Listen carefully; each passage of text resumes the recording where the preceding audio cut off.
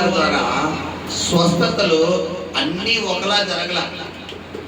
ఒకానొక సమయంలో ఆయన నోటి మాట ద్వారా స్వస్థత జరిగింది, ఆయన చూపు ద్వారా స్వస్థత జరిగింది, పిల్లరా ఆయన వస్త్రపు చెంగు ద్వారా స్వస్థత జరిగింది, ఆయన నోటి నుండి వచ్చినటువంటి లాలజలం అంటే ఉమ్ము ద్వారా స్వస్థత జరిగింది, ఆయన పాడిన ముట్టగా మరి స్వస్థత జరిగింది, ఆయన నోటితో మరి లాజరు బయటికి రా అనగానే మరి స్వస్థత జరిగింది. ఇలాగా పిల్లరా అనేక కోణాలలో యేసు ప్రభు వారి బైబిల్లో స్వస్థతలు జరిపించినట్టుగా మనము చూడగలుగుతున్నాం. అయితే ఇక్కడ గమనించండి, ఈ స్వస్థత అనేది పిల్లరా చాలా మంది యొక్క ఆలోచన విధానం ఏంటంటే సేవకుడు వారి రోగం మీద చెయ్యి పెట్టి ప్రార్థన చేయాలి, లేని పక్షాన పిల్లరా తైలము వేసి ప్రార్థన చేయాలి, లేని పక్షాన పిల్లరా గద్దించి ప్రార్థన చేయాలి అన్న విశ్వాసం ఉంటుంది. అయితే ఇది బైబిల్లో ఉన్నటువంటి ప్రార్థనే, దీన్ని తప్పు అని నేను అన్నాను. కానీ అన్ని సందర్భాలలోనూ కూడా అదే విశ్వాసం మనం కలిగి ఉండడం అనేది మాత్రం కరెక్ట్ కాదు. ఇక్కడ గమనించండి, ఇక్కడ ఈ కుమార్తె 1 కాదు 2 కాదు 3 కాదు 4 కాదు ఎన్ని రోజులంట 12 సంవత్సరాలు. 12 సంవత్సరాలంటే దాదాపు పిల్లరా సంవత్సరానికి 365 రోజులైతే 10 సంవత్సరాలకు 3650 రోజులు, మిగతా 2 సంవత్సరాలకి 700 రోజులు, అంటే దాదాపు పిల్లరా 4000 రోజులు ఈ కుమార్తె ఏ ప్రాబ్లం ఫేస్ చేశారు? ఆ యొక్క స్త్రీ సమస్యతో బాధపడ్డారు. ఈ స్త్రీలు పాపం పిల్లరా ఆ యొక్క పీరియడ్ టైంలో 3 to 5 days ఆ ప్రాబ్లం ఫేస్ చేయడమే నరకం. పిల్లరా వాళ్ళకి పెట్టిన ఆ యొక్క బాధ మరి ఎవ్వరూ భరించలేదు, చాలా నరకయాత్ర భరిస్తారు. సో గమనించండి, మరి ఈ 5 days ఇది క్యారీ చేయడమే ఆ ప్రాబ్లం, అంటే క్యారీ చేయడమే గగనమైతే పాపం ఈ తల్లి ఎన్ని సంవత్సరం బట్టి బాధపడుతుందంట? 12 సంవత్సరాలు. 1 కాదు 2 కాదు 12 సంవత్సరాల నుండి ఈ సమస్యతో ఈ కుమార్తె బాధపడుతున్నట్టుగా మనకు వాక్య లేఖన భాగం తెలియపరుస్తుంది. హల్లెలూయా. అయితే గమనించండి పిల్లరా, ఈ 12 సంవత్సరాలకు ముందు ఈమె యేసయ్య దగ్గరికి వచ్చిందా అంటే రాలేదు. కొన్ని మధ్యలో వచ్చిందంటే రాలేదు. కొన్ని 10 సంవత్సరాలు అయినా వచ్చిందంటే రాలేదు. కొన్ని 11వ సంవత్సరం వచ్చిందంటే రాలేదు. అంటే గమనించండి పిల్లరా, 12వ సంవత్సరం ఇక ప్రాబ్లం ఫేస్ చేస్తాడు. అయితే గమనించండి, తనకి ప్రాబ్లం ప్రారంభించింది మొదలు 12వ సంవత్సరం వరకు తను ఆ ప్రాంతంలో తిరగని హాస్పిటల్ లేదు, చూపించని డాక్టర్ లేడు, వెళ్ళని ప్రాంతం లేదు. అక్కడే మనకు రాయబడి ఉంది పిల్లరా, ఆమె అనేక మంది వైద్యుల చేత ఎన్నో తిప్పలు పడి తనకు కలిగినదంతయు తను ఎన్ని వేల రూపాయల లక్షల రూపాయల ఆస్తి కలిగి ఉందో, ముందు మనం బతుకుంటేనే కదా ఏదైనా అనుభవించేది. ముందు నాకు ఈ సమస్య నుంచి నాకు స్వస్థత రావాలి, ఈ సమస్య కోసం నేను ఎంతైనా ఖర్చు చేస్తాను. చాలా మంది కష్టపడతారు, వారికి ఏదైనా చిన్న చిన్న బలహీనత వస్తే ఆ బలహీనత కొరకు వారు వేలు ఖర్చు పెట్టడానికి సిద్ధపడతారు. కారణం ఏంటి? బతుకుంటే ఎప్పుడైనా డబ్బులు సంపాదించవచ్చు. ముందు నేను బతుకుండాలి కదా, ముందు నేను బతుకుంటేనే కదా డబ్బులు సంపాదిస్తాను, కాబట్టి నాకు వచ్చిన రోగానికి నేను ఎంతైనా ఖర్చు పెడతాను అంటారు. ఇప్పుడు ఈ కుమార్తె కూడా 1 కాదు 2 కాదు దాదాపు 12 సంవత్సరాల నుంచి తిరగని ప్రాంతం లేదు, తిరగని చూపించుకోలేని డాక్టర్ లేడు, వెళ్ళని హాస్పిటల్ లేదు. మరి ఎంతో మంది వైద్యుల దగ్గరికి వెళ్ళేదంట, వారు ఇచ్చిన మెడిసిన్ వేసుకునేదంట, తగ్గినట్టుండేది, మళ్ళా ప్రాబ్లం రిపీట్ అయిపోయింది. మళ్ళా అదే సమస్యతో తను బాధపడేది. గమనించండి, చూడండి మీరు ఇచ్చిన మాట చెప్పి ముందుకెళ్ళాలని ఆశపడుతున్నాను. మనము కలిగి ఉండే రోగాలన్నీ కూడా మన శరీర బలహీనతను బట్టి రావు. ఆ విషయం మీరు గుర్తు తెచ్చుకోండి. ఫస్ట్ ఆఫ్ ఆల్ మనకు రోగము అనేది పిల్లరా 3 విధాలుగా వస్తుంది. ఎన్ని విధాలుగా అమ్మా? 3 విధాలుగా. ఫస్ట్ వన్, మనకు రోగం ఎలా వస్తుంది అంటే మన యొక్క ఆహార నియమాలు సరిగ్గా పాటించకపోవడం వల్ల. మనం తినే ఆహారం స్పైసీ ఫుడ్లు, జింక్ ఫుడ్లు, పిల్లరా మసాలా ఫుడ్లు, ఇంకా గ్యాస్ట్రిక్ వచ్చే ఫుడ్లు, ఇంకా పిల్లరా మరి వయసుకు తగ్గట్టుగా కొంతమంది వయసు పైబడిన వారు ఆహార పదార్థాలు ఎలా ఉండాలంటే తక్కువగా ఉండాలి. కొంతమంది వృద్ధులు అన్నవారు వారి ఆహార పదార్థాలు ఎలా ఉండాలంటే పిల్లరా యవ్వనంలో ఉన్నట్టుగా ఉప్పు కర్రలు గట్టిగా వేసుకున్నట్టుగా వృద్ధాప్యంలోకి వచ్చాక తినొచ్చా? తినకూడదు. ఏం చెయ్యాలి? ఒక డైట్ మెయింటైన్ చెయ్యాలి. లైట్ జస్ట్ అలాగ అన్ని తగిలినట్టుగా తినాలంటే. లేదు నాకు ఉప్పు పన్పాంగా ఉండాలి, నేను ఇంత మసాలా ఉంటే కానీ తిన్నాం, నేను ఇంత కారం ఉంటే కానీ నా ముక్క నోడలేగలదు అన్నావా, నీకు బలహీనత కలగదు. ఇక్కడ గమనించండి. సో మనకి ఆరోగ్యము అనేది పిల్లలు గమనించండి, మనం తీసుకునే ఆహార నియమాలను బట్టి కూడా మన ఆరోగ్యం బలహీనం అవుతుంది. ఇది మొదటి స్టెప్. మనం తీసుకునే ఆహార నియమాలు టైంకి తింటారు. పిల్లరా ఉదయం తినాల్సింది మధ్యాహ్నం తింటాం, మధ్యాహ్నం తినాల్సింది 4 గంటలకు తింటాం, 4 గంటలకు తాగాల్సింది 6 గంటలకు తింటాం, 6-7 గంటలకల్లా అన్నం తినాల్సింది ఎప్పుడు తింటాం? రాత్రి 12 గంటలకు తింటాం. పిల్లరా ఎక్కువ మంచిది తాగం, ఎక్కువ మజ్జిగ తాగం, చలవ చేసేది ఏమీ తీసుకో. పిల్లరా ఎక్కువ మనం మసాలాలు స్పైసెస్ ఎక్కువ తీసుకుంటాం. కాబట్టి ఇవన్నీ ఆరోగ్యాన్ని పాడు చేసాయా, బాగు చేసాయా? పాడు చేసాయి. కాబట్టి ఒక మనిషికి బలహీనత వచ్చిందంటే ఇదొక కారణం. ఇప్పుడు ఈ కారణం వైద్యుడి చేతిలో ఉందా, మన చేతుల్లో ఉందా? మన చేతుల్లో. మనం దీన్ని సరి చేసుకుంటే మన ఆరోగ్యం ఎవరి చేతిలో ఉన్నట్టు? మన చేతుల్లోనే ఉండాలి. కాబట్టి రోగం అనేది ఈ మొదటి కారణంగా వస్తుంది. రెండవ కారణం, రోగము అనేది నీ అతిక్రమాన్ని బట్టి కూడా వస్తుంది. ఎందుకంటే బైబిల్లో పిల్లరా పక్షపాతంతో ఉన్న వ్యక్తిని యేసుప్రభువు వారు ఏం చెప్తున్నారంటే, నీ పాపాలు ఏం చేయమంటాడు ఆయన? ఒప్పుకో. నీ పాపాలు ఒప్పుకో, నీకు స్వస్థత వస్తుంది అంటాడు. అంటే దీన్ని బట్టి కొన్ని వ్యాధులు కూడా దేని బట్టి వస్తాయంటే మన పాపాల బట్టి, మన అతిక్రమాల బట్టి, మన అవిధేయతను బట్టి. మన యొక్క అవిధేయత దేవుడు ఇచ్చిన ఆ పరిమితికి దాటిపోయిందనుకోండి, కుక్కరు అందులో ఒత్తిడి పెరిగిపోతే కుక్కర్ ఏమవుతుంది? పేరిపోతుంది. ఎగ్జాక్ట్ గా దేవుడు కూడా ప్రతి మనిషికి ఒక పరిమితి ఇస్తాడు. వాళ్ళు చేసే చేష్టలకి, వాళ్ళు ప్రవర్తించే ప్రవర్తనకి, వాళ్ళ నడవడికి ఒక పరిమితి ఇస్తాడు. ఆ పరిమితి వరకు ఆయన సహిస్తాడు. నువ్వు ఎంత సినిమా చేసినా, ఎంత బూతులు మాట్లాడినా, నువ్వు ఎంత దేవుడికి ఆయాస్కరంగా జీవించినా ఒక పరిమితి, ఒక లిమిట్. వన్స్ కనుక ఆ లిమిట్ దాటినా కుక్కర పేలిపోయినట్టుగా మన శాస్త్రం కూడా పేలిపోతుంది. ఇప్పుడు దేవుడు ఉగ్రత మన మీదకి ఏదో ఒక రోగము రూపంలో, ఏదో ఒక బలహీనత రూపంలో, ఏదో ఒక వ్యాధి రూపంలో మన శరీరంలో వచ్చారు. గమనించారు. సో వ్యాధి అనేది రెండోది ఏ విధంగా వస్తుందని చెప్పాను నేను మీకు. పిల్లరా మన పాపములు, మన అతిక్రమం, ఇది రెండవ కారణం. మూడవది వ్యాధి అనేది దురాత్మల బట్టి వస్తుంది. కొన్ని వ్యాధులు దేని బట్టి వస్తాయి? ఈ మధ్యకాలంలో సహోదరుడికి ప్రార్థన చేయడానికి వెళ్ళాలి. ప్రార్థన చేసినప్పుడు దేవుడు చేసిన కార్యం ఏంటంటే ఆయనకు పెరాలసిస్ ప్రాబ్లం అనమాట. పిల్లరా ప్రార్థన చేసినప్పుడు దేవుడు స్వస్థపరిచాడు. హాస్పిటల్కి వెళ్తే రిపోర్ట్లు అన్నీ నార్మల్ ఉన్నాయి. ప్రార్థన చేసి వచ్చిన 1-2 రోజుల తర్వాత మనిషి మళ్ళా యథాస్థితికి వచ్చేసాడు. హాస్పిటల్ తీసుకెళ్తే రిపోర్ట్లు అన్నీ నార్మల్ ఉన్నాయి.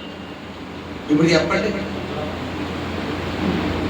రిపోర్ట్లన్నీ నార్మల్ ఉన్నాయంటే అది ఆరోగ్య సమస్య? చెప్పాలి. అది అతను పాపం చేసిన సమస్య. ఏ సమస్య? అది దురాత్మ ద్వారా. ఆ దురాత్మ వచ్చి ఈ వ్యక్తిని ఆవరిస్తున్నప్పుడు ఈ వ్యక్తి తెలుస్తుందంట. ఈ వ్యక్తికి బాడీ అంతా వెయిట్ అయిపోతుంది, ఇక లెగలేకపోతున్నాడు. పిల్లరా చాలా అన్ఫిట్, ఎవరో కుట్టి పడేసినట్టుగా ఉంటుంది ఆ బలహీనత. సో ఆ స్పిరిట్ వచ్చింది అటాక్ చేస్తాడు. నేను వెళ్ళి అడుగు పెట్టినప్పుడు ఆ చీకటి వాళ్ళకి దాదాపు 5 గదులు, 4 గదులు, 6 గదులు ఉంటాయి. ఇటు 2, 1, 2, 4, 7 గదులు. 7 గదులు. నేను అందులో ఒక మధ్యలో గదిలో ప్రార్థన పెట్టుకున్నాను. నేను ప్రార్థన చేయడానికి వెళ్ళాను. మొత్తం 7 గదులు నాకు అది తిప్పించేసారు. దాదాపు చాలా స్థలాలు గృహానికి వెళ్ళాను. ఒకసారి వారి సమస్య ఎలా ఉందని నాకు చెబితే నేను ప్రార్థనలో కనిపెట్టినప్పుడు వారి ఇంట్లో ఒక చోట బలహీనత చీకటి ఆవరించినట్టుగా ప్రభు నాకు చూపిస్తున్నాడు. సరే నేను పలానా రోజు వస్తాను నాన్న, మరి మీరు సిద్ధపడి ఉండండి అన్నాను. సరే వెళ్ళాను. ప్రార్థన అయిపోయిన తర్వాత తైలం తీసుకుని ఒక్కొక్క గదిలో యేసు రక్తాన్ని జల్లుతూ ప్రార్థన చేసుకుంటూ వెళ్తే ఒక గదిలోకి వెళ్ళగానే చీకటి అమాంతంగా నన్ను దాటుకుని బయటపోయింది. నా దగ్గర నుంచి పక్కకి పోయింది, బయటికి పోయింది. వెంటనే దాన్ని ఇక ఒక్కసారి బయటికి వెళ్ళంటే మళ్ళా నేను లేనప్పుడు ఏం చేస్తుంది? తప్పగా వస్తుంది. చీకటి అనేది వెలుగు రాగానే చీకటి ఉంటుందా? ఇప్పుడు దేవుడు మనస్సును మోసుకుని ఆ రూమ్ లో అడుగు పెట్టాను, అది బయటకు వచ్చేసింది.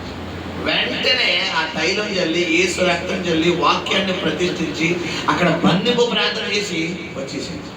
ఆ మరుసటి రోజు నుంచి ఈ వ్యక్తి ఆరోగ్యం మళ్ళా బాగుపడిపోయింది.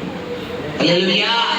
ఇప్పుడు ఏం చేస్తున్నా ఆయన స్పిరిట్ ఈ వ్యక్తిని అర్థమానం వచ్చి ఏం చేస్తున్నా గదిలోకి వచ్చి బలహీనపడుతుంది. అంటే గమనించండి, కొన్ని వ్యాధులు మన శరీర ఆహారపు అలవాట్లను బట్టి వస్తాయి, కొన్ని వ్యాధులు మన అతిక్రమాలను బట్టి వస్తాయి, కొన్ని వ్యాధులు దురాత్మల నుంచి వస్తాయి. చాలా మంది అనుకుంటారు నాకేంటి ప్రభా, ఎంత మెడిసిన్ వాడినా ఈ రోగం తగ్గడం లేదు, ఏమవుతుంది నాయన, నా పరిస్థితి ఏంటి ప్రభా, నా పరిస్థితి ఏంటి ప్రభా అని దేవుడి దగ్గర ఏడుపుతారు. హాస్పిటల్ కదా డాక్టర్ గారు, అమ్మ అంత బాగానే ఉందమ్మా, మాకేం అర్థం కావట్లేదు, స్కానింగ్ అన్ని బాగానే ఉన్నాయి, రిపోర్ట్లని, మరి ఇద్దరు నువ్వేమన్నా బెంగ పెట్టుకుంటున్నావా, నువ్వేమన్నా భయపడతావు? నాకేం లేదండి డాక్టర్ గారు, నాకేం బెంగ లేదు, ఏం భయం లేదంటారు. మరి ఎందుకమ్మా అంటే ఏమన్నా టైం శుభ్రంగా తింటున్నారంటే శుభ్రంగా పడుకుంటున్నారు. ఇప్పుడు డాక్టర్ గారు అయ్యి తప్ప ఇంకేం అడుగుతారు? ఇంకేం అడగడు. కాబట్టి అది కాదు కారణం. రెండవది పాపాలంటే అది ఆలకు తెలియాలి. మూడవది ఏంటి? దురాత్మ. ఇప్పుడు గమనించండి, 12 సంవత్సరాల నుంచి కుమార్తెని ఈ లెక్కన మనం చూసుకుంటే ఈమె పాపము వల్ల వచ్చిందా, ఈమె ఆరోగ్య లోటుపాట్ల వల్ల వచ్చినాయా, ఈమె ఆహార అలవాట్ల లోటుపాట్ల వల్ల వచ్చినాయా, దురాత్మ ద్వారా వచ్చిందా? చెప్పాలి. దురాత్మ ఏం తాగుతుంది? రక్తం తాగుతుంది. చాలా మంది గాలి పడతారు. ఇప్పుడు నాట్లో సూసైడ్ స్పిరిట్లు ఉంటాయి, బలాత్మరణాలు ఉంటాయి, ఉరేసుకున్నవి, పైనుంచి కింద దూకేసినవి. ఇవి ఎక్కువ ఎక్కడ ఉంటాయంటే ఈ రైల్వే ట్రాక్ ఉన్న చూస్తావా, తలస్నానం చేసి రైల్వే ట్రాక్ ఎందుకు ఆడండి, ఇంటికి వచ్చేసరికి మీకు 104 వచ్చేస్తా జాబ్స్. ఆడపిల్లలు తలస్నానం చేసి జుట్టు ఎరబోసుకుని మంచి బస్ వేసుకుని ట్రాక్ దాటరండి. మామూలుగా ఉంటుంది సినిమా. తెలుసా మీకు ఆ విషయం? ఎందుకు అక్కడ వేపక్షంగా ఎందుకు గతంలో జరిగిపోయిన యాక్సిడెంట్లు, సూసైడ్ స్పిరిట్లు అవన్నీ ఎక్కడ స్థావరం వేసుకుని ఉంటాయంటే ఎవడన్నా వస్తాడా, ఆడో దూరేద్దామా అంట. ఇప్పుడు గమనించండి, కొన్ని స్పిరిట్లు పిల్లరా పవర్ ఎక్కువ ఉంటాయి. ఆ దురాత్మల స్వభావం ఏంటంటే మనిషిలోకి చొరబడిపోయి రక్తాన్ని తాగేస్తాయి, అవి రక్తాన్ని ఆచేస్తాయి. అందుకనే ఈ దురాత్మ పట్టిన వారి ముఖం మనకు కనబడిపోతుంది.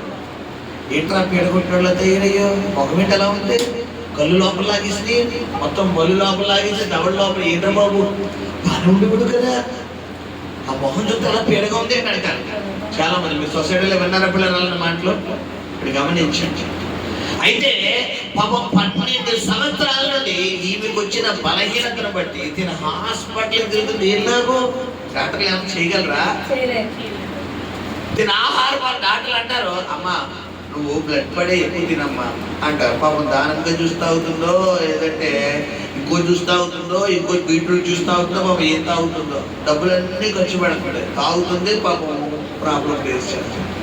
ఇక చివరికి ఇతనికి ఏమొచ్చిందంటే విసుగుదల వచ్చేసింది. అటువంటి సమయంలో అద్భుతాలు చేసే దేవుడు ఆ ప్రాంతంలో అడుగు పెట్టాడు. హల్లెలూయా. ప్రియ కుమారుడా, నీ జీవితంలో ఏదైనా ఒక మొండి సమస్య, ఇంకా నువ్వు ఎంత ప్రార్థన చేసినా కదలలేని సమస్య నీ జీవితంలో ఒకవేళ నేను వెంటాడుతుందా, ప్రభు నీతోనే మాట్లాడుతున్నాడు. ఏంటనుకుంటున్నావు? ఆ సమస్య నేను విడిచిపెట్టి పోవాలి అంటే నువ్వు కూడా ఈ టైప్ ఆఫ్ కోణాల్లో చూడాలి. ఎందుకంటే చాలా మందికి ఏదైనా ఒక సమస్య వారి జీవితంలో వస్తే మీరు మైండ్ ఎంచేపు ఎలా ఉంటుందంటే, ఈ హాస్పిటల్ కాదు, హాస్పిటల్ కాదు, ఈ హోమియోపతి కాదు, అల్లోపతి కాదు, ఇంకోపతి కాదు, ఇదేవి కాదు పిల్లరా. లేదనుకుంటే ఇంగ్లీష్ మెడిసిన్, ఇది కూడా కాదు, ఆయుర్వేదం ఇది కూడా కాదు, ఏమంటారు సూదిరా పిల్లరా, కేరళ వైద్యం, రకరకాల వైద్యాలు. ఒక వైద్యాలకు బయట కొదువ అంటే ఎన్నో వైద్యాలు. మేము అక్కడికి వెళ్ళాక ఆ డాక్టర్ గారు ఇలా చూసే తగ్గిపోయిందమ్మా అంటారు. మనకు తగ్గలేదే, అందరికీ అన్ని పడతాయంటే పడవు. గమనించండి. ఇప్పుడు ఈ కుమార్తె ఆలో ఏళ్ళు చెప్పిన దాన్ని బట్టి మాకు ఎన్నో సంవత్సరాలు బట్టి 12 సంవత్సరాలు బట్టి ఎన్నో లక్షల వేల రూపాయలు ఖర్చు పెట్టి ఇక్కడ కాదు అక్కడ కాదు ఇక్కడ మొత్తం బాడీ అంతా ఏం చేసిందంటే ఒక మెడికల్ షాప్ చేసేసింది. చివరికి ఏం చేసిందంటే నిరాశ నిస్పృహలోకి వెళ్ళిపోయింది. అటువంటి టైంలో అద్భుతాలు చేసే దేవుడు, గొప్ప కార్యాలు చేసే దేవుడు, సృష్టికర్త అయిన దేవుడు ఎక్కడ అడుగు పెట్టాడు? ఆ ప్రాంతంలో అడుగు పెట్టాడు. హల్లెలూయా. అయితే ఈమెలోని గొప్పతనం ఏంటంటే, అప్పుడు దాకా ఈమె ఎవరి చుట్టూ తిరిగిందంటే వైద్యుల చుట్టూ తిరిగింది. ఇప్పుడు ఎవరి చుట్టూ తిరుగుతుందంటే దేవుని చుట్టూ తిరగాలని ఆశపడింది. గమనించారా? హల్లెలూయా. ఎంత గొప్ప విశ్వాసం అంటే బిడ్డరా, మిగతా వాళ్ళు బైబిల్లో గుడ్డివాడైన బర్తలోమై అంటున్నాడు. లూకా సువార్త 18వ అధ్యాయంలో మనం చూసుకుంటే వాడు అన్నాడు, ప్రభువా నేను చూపు పొందగోరుచున్నానయ్యా అని అంటే, నీకు విశ్వాసం ఉందని స్వస్థపరచుకున్నట్టే విశ్వాసం ఉంది, అయితే నీ నమ్మిక చొప్పున నీ కలుగును గాక అంటాడు. వెంటనే యేసు అతని కళ్ళు ముట్టి అతనికి ఏం చేశాడంటే స్వస్థపరిచాడు. అంటే ఇతని విశ్వాసం ఏంటి? యేసయ్య ముట్టాలి. యోహాను సువార్త 11వ అధ్యాయంలో మనం చూసుకుంటే లాజరు సమస్య మనకు కనబడుతుంది. అక్కడ లాజరు అక్క చెల్లెలు ఏమనుకుంటున్నారంటే, యేసు ప్రభువా నీవు ఇక్కడ ఉండి నీ ఎడలా అంటే ఆమె ఏమనుకుంటుంది, అక్కడ యేసే లేడు కాబట్టి నా తమ్ముడు చచ్చిపోయాడు. ఒకవేళ ఉంటే మా అపోస్తలుల కార్యాలు 10వ అధ్యాయంలో, ఇప్పుడు అపోస్తలుల 10 కాదు, మత్తయి సువార్తలోనే ఉంటుంది మనకి. ఎవరంటే శతాధిపతి అయిన వ్యక్తి, అతడు తన దాసుడు రోగి అయి ఉన్నప్పుడు యేసు ప్రభు వారికి మరి వార్త చేరచేసి యేసు ప్రభు వారు అతని దగ్గరికి వచ్చిన సమయంలో, అతని గుమ్మములోకి అడుగు పెడుతున్న సమయంలో ఈ యొక్క శతాధిపతి అన్న వ్యక్తి అతని దగ్గరికి పెద్దలు పంపించి ఏం చేస్తున్నాడంటే, నువ్వు వచ్చి శ్రమ పడాల్సిన అవసరం లేదయ్యా, ఒక్క మాట. ఇప్పుడు ఇతని విశ్వాసం ఏంటి? ఒక మాట. ఇక్కడ గమనించండి పిల్లరా, 10 మంది కుష్టి వ్యాధి కలిగిన వారు యేసు ప్రభు వారి దగ్గరకు వచ్చి అడుగుతారు, ప్రభువా నీకు ఇష్టమైతే ఇప్పుడు శుద్ధి చేయండి అయ్యా అనగానే వెంటనే యేసు ప్రభు వారు మీరు వెళ్ళి యాజకుడికి కనపరుచుకోండి. వారి విశ్వాసం ఏంటి? యేసు ప్రభు వారు ఏదన్నా చెప్పారంటే అందులో ఏదో ఒక అద్భుతం ఉంటుంది. మనం ఏమడిగాం? స్వస్థత కావాలని అడిగాం. ఆయన ఏం చెప్పాడు? మీరు వెళ్ళి పాస్టర్ దగ్గరికి వెళ్ళండి అన్నాడు. అసలు దీనికి సంబంధం ఉందా? ఇప్పుడు నా దగ్గరికి మీరు వచ్చారు, ఏదో సమస్య కోసం పాస్టర్ గారు నేను 10 రోజుల పాటు చెరవండి అన్నాడు. నేను అంటాను గోదావరిలోకి వెళ్ళి ఈసారి పులిగమ్మ అంటాను. చెప్పాలి, అలా చేసే వాళ్ళు ఎవరైనా ఉన్నారా? గోదావరిలోకి వెళ్ళి ఈసారి పులమ్మంటాను. అసలే జ్వరం మాస్టర్ గారు, జ్వరంతో వెళ్ళి గోదావరిలోకి వెళ్ళి ఏం మాట్లాడుతారండి మీరని తిరిగి ఎవరు క్వశ్చన్ వేస్తాం? మాస్టర్ గారికి క్వశ్చన్. ఇప్పుడు యేసు ప్రభు ఏం చెప్తున్నారు? ప్రభా కుష్టి వ్యాధి కలిగిన వాళ్ళు ఉన్నాయన, నీకు ఇష్టమైతే మమ్మల్ని శుద్ధిగా చేయన్నారు. ఇప్పుడు ఈయన ఏం చెప్పాలి? ఇష్టమనో లేదనో ఏదో చెప్పాలి. సరే శుద్ధులు అవ్వాలని ఏదో చెప్పాలి. ఆయన అలా మాట్లాడుతున్నారా?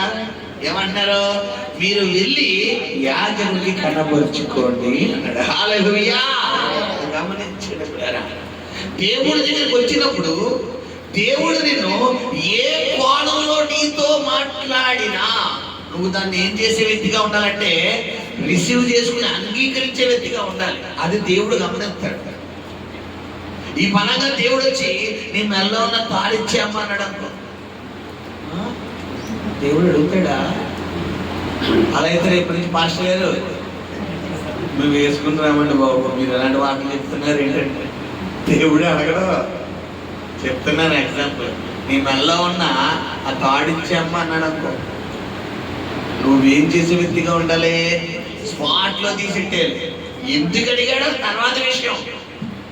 ఇవ్వాలా ఇవ్వకూడదా, ఇంతేంటి ఇవ్వకపోతే ఏంటి, మా ఆయన అడుగుతాను, మా అత్తగారిని అడుగుతాను, మా అమ్మని అడుగుతాను, మా తమ్ముని అడుగుతాను, మా చెల్లిని అడుగుతాను, బాబోయ్ తాడు బాబోయ్ బాబు,